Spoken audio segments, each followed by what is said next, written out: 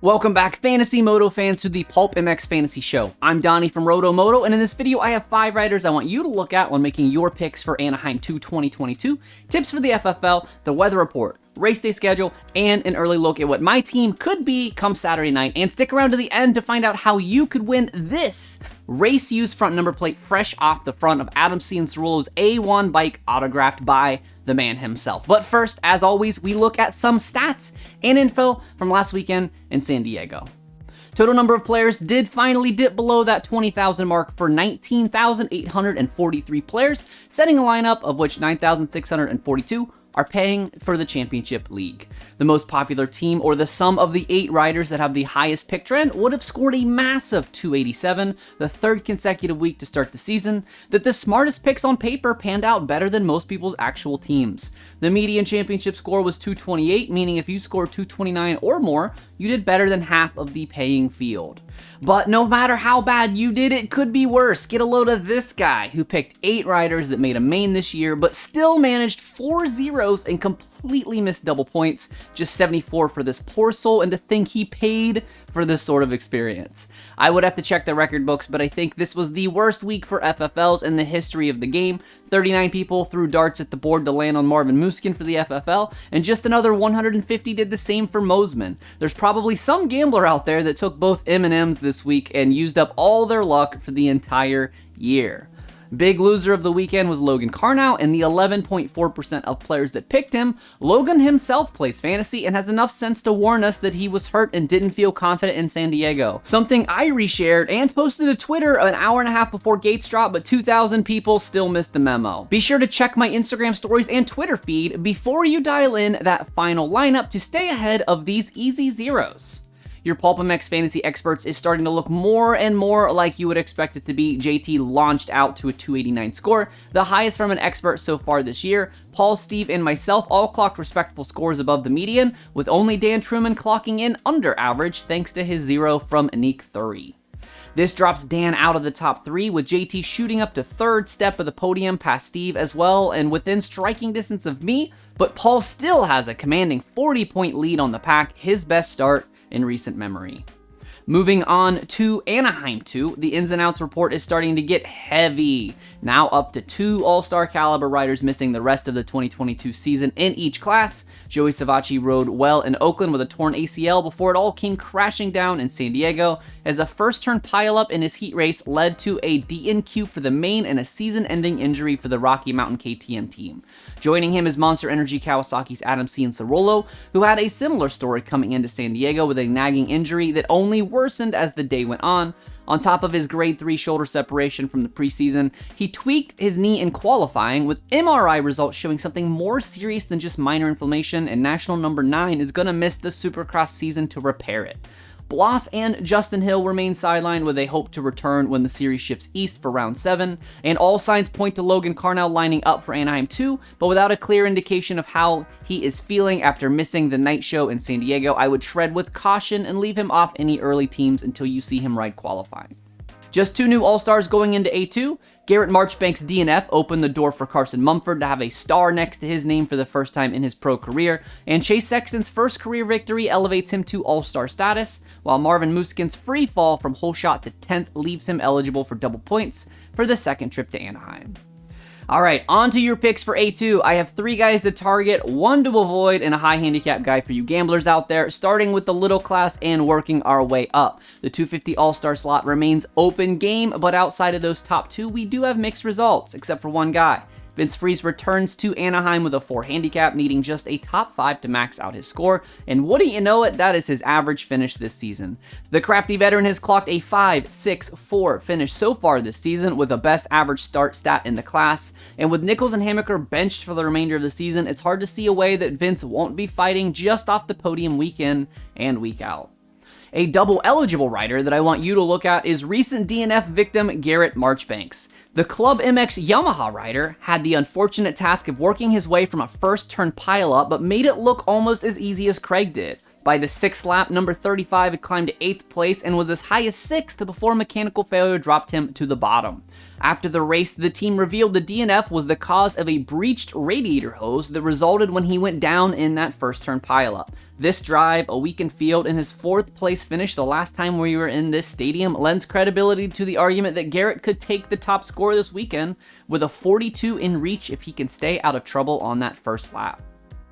On the 450 side, we have another batch of 8 solid all-star choices, so you really can't go wrong again. It would be super tempting to pick Anaheim 1 winner Ken Roczen here, but let me lead your attention somewhere else. Malcolm Stewart comes into A2 with a 6 handicap, meaning he needs just a top 7 for 26 points, and boy, wouldn't you know it, Malcolm has finished top 7 in all 3 main events this season. The only all-star in this class to beat his current handicap in every main event so far this season. In fact, Malcolm is one of only 3 riders to finish in the top 7 in every round this season and has the 5th best average finish in the class. Not too bad for the all-star with the highest handicap. The rider I want you to stay away from this weekend is Dillon Ferguson. I know, it's a hard sell for a guy that just finished on the podium, but a neg 3 handicap leaves very little value on the table for the second-year rider from France. To score double points, he would need to finish in the top 7, something he's done only 50% of his 450 Supercross starts, and even if he wins this race, he's capped at just 38. What ifs are for the birds, but if not for Anderson's freak radiator cap fail and Bogle's retaliation taking out Barcia, it's easy to see how Ferrandis' podium last weekend could have easily been a 5th, and that's just not enough real estate for a guy with a negative handicap that is notoriously the worst starter on factory equipment. The high handicap hero of the round given to a rider with a handicap of 10 or more that I think has a realistic chance to score massive points this weekend if you're the type of person that likes to sweat out a little LCQ for a big payout. Before I deliver the rider here, I just want to bring up the next round is a triple crown. In case you don't know what that means, we will have the entire main event roster before picks even lock. Imagine being able to pick a double-digit handicap and knowing 100% they are in the main. That's a reality next weekend. So keep that in mind before you reach for a long shot in Anaheim 2. But with that being said, in the 450 class, there are only 16 riders with a single-digit handicap this weekend. That means that a minimum of 6 high handicap heroes will be guaranteed to make the main event. So if you were going to pick just one, who should it be? Give me Ryan Brees. A 12 handicap ensures that he scores double just for showing up for the main event, and his experience and grit should assure any owners that he can handle whatever track conditions Angel Stadium has to offer on Saturday. Moving on to the FFLs, not a lot of change here. Mosiman is the third 250 rider to lead the first lap, and Star Racing Yamaha is still shut out. Their first lap mishaps aside, Craig and Mosiman still have the best average start in the class, but Freezy's consistency is always a threat. I've said it every week this year, but maybe it's best you just stay out of this one for now. And the 450 as well, for that matter. Marvin Musquin surprised everyone by taking the third FFL, and with Adam out for the season, there's really no clear answer here either. I think Ken is the smartest pick on the gate, but again, it's probably best to stay away unless you are playing to win weekly prizes.